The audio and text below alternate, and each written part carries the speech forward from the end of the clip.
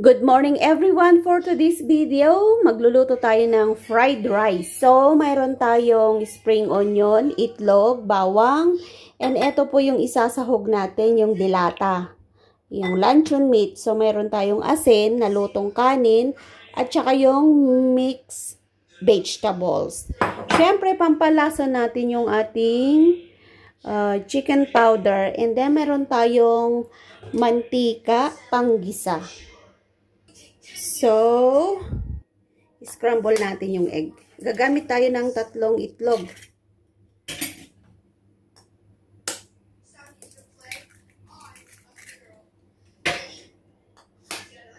Dalawa kaming kakain ng alaga ko. So, yung lulutuin natin ngayon ay good for 2.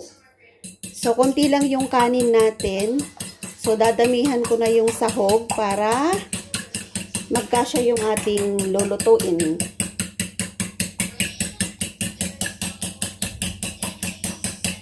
So, set aside natin tong ating itlog. So, ready na rin yung ating spring onion. Yan. Yung magpitpit tayo ng bawang panggisa.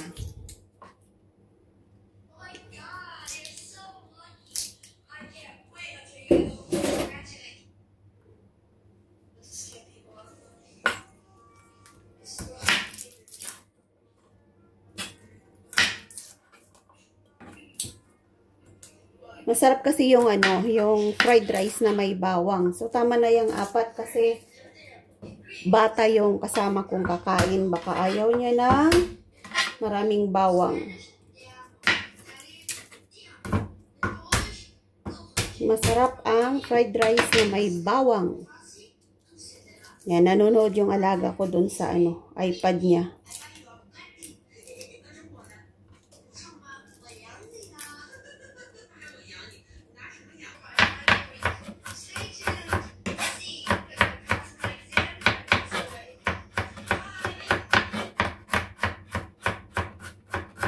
So, itatabi natin to.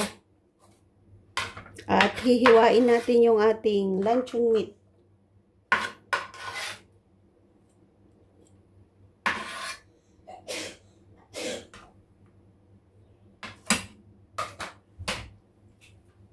So, susunod natin yung ating luncheon meat. Paano to buksan? Nang madali. Yan, tagain mo yung puwet. Para madali siyang matanggal.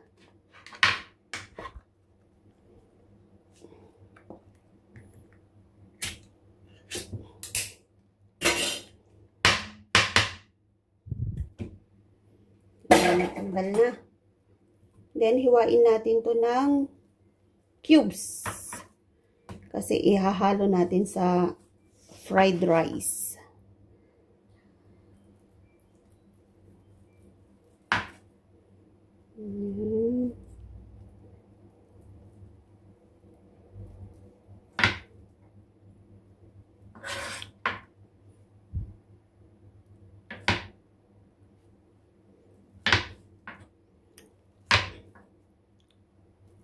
Simplehan natin yung pagluto ng fried rice dito kasi favorite ng alaga ko to.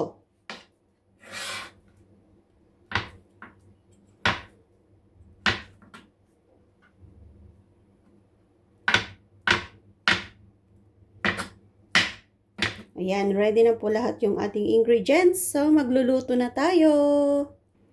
So, ito na lahat yung na-prepare natin para sa ating fried rice. So, ngayon ay magluto na ako. Yan. So, on natin yung ating kalan. Electric stove yung gamit natin. Dry natin siya.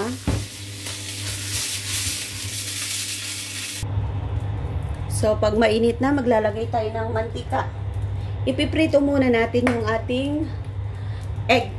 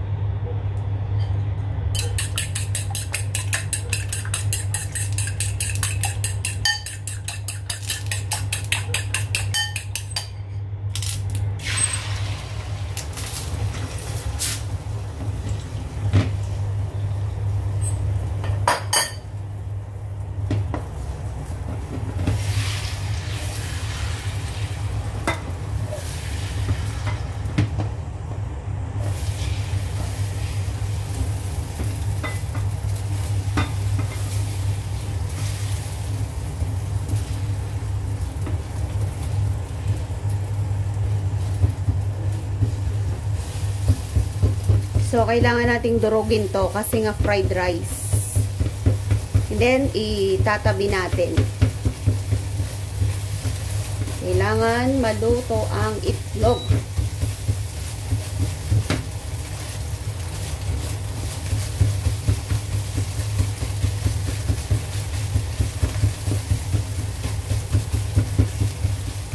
Itatabi ko muna to kasi magigisa ako ng bawang.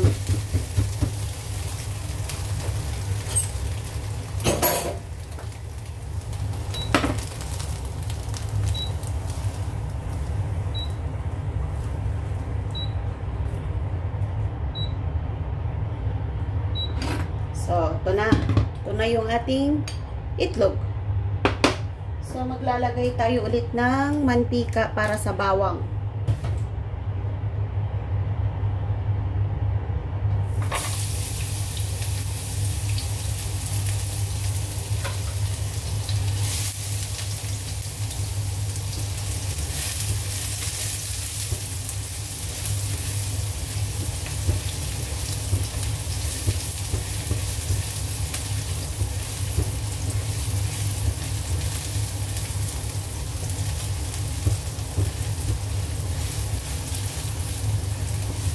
Ang bango. And then, itabi natin to. Ipiprito natin yung ating luncheon meat.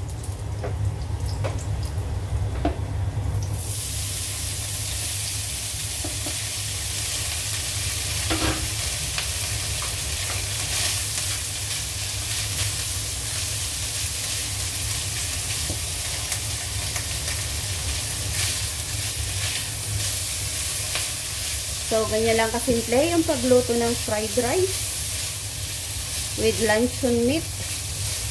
Sarap, no? Bango.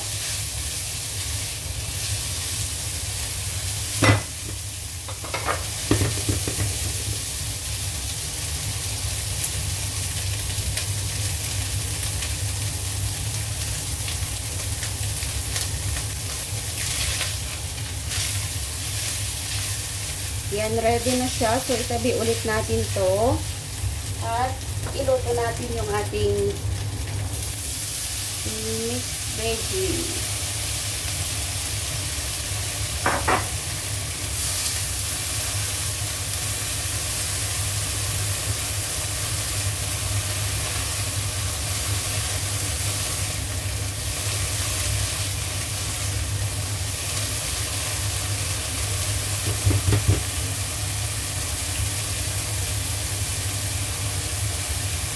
O, diba? Ang sarap.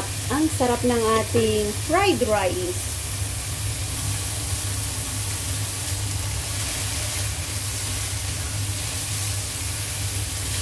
Yan, halo na natin. So, ito na yung pinakasahog ng ating fried rice. O, diba? Ang sarap. So, lalagay natin yung ating kanin. Gagamit tayo ng blue crabs. So, ito yung kanin natin. Kanin natin kagabi.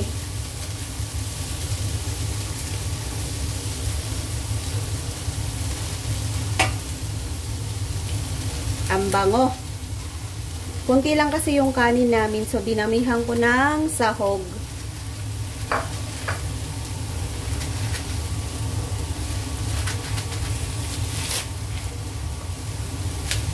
So, yan. Mix well.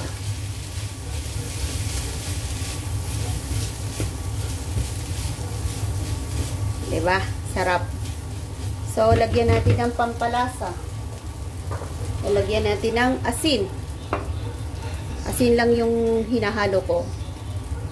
And then, konting chicken powder.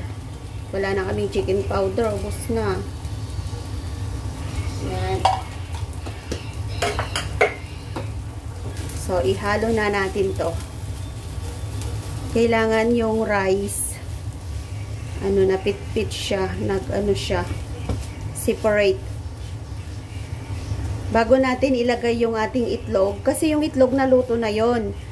So, separate natin yung ating kanin. Ayan o, buo-buo pa yung kanin natin. So, kailangan nating haluing mabuti.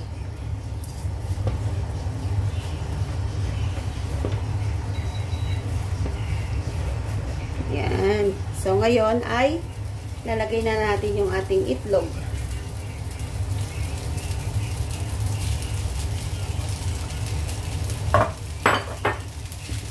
O, di ba ang kulay na ng fried rice natin? Bongga.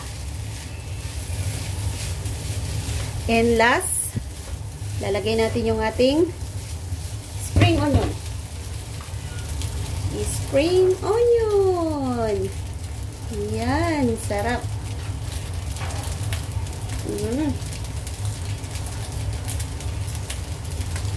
Yan, sarap. Then, haluin natin ng haluin. Tapos, kain na tayo. Hinaan natin yung apoy kasi masusunog.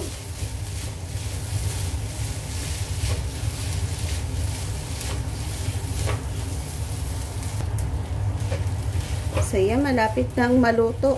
Haluin lang natin ng haluin kasi masusunog yung pinakapwet niya kung malakas yung apoy.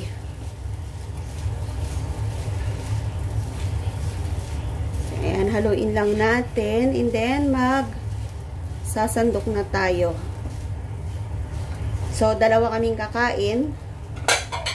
Ito yung plato. Off na natin.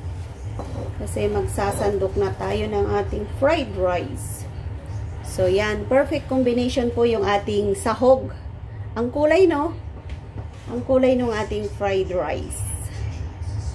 So, ito. Isa pa. Ito pa yung isa. Hati kami na ang alaga ko.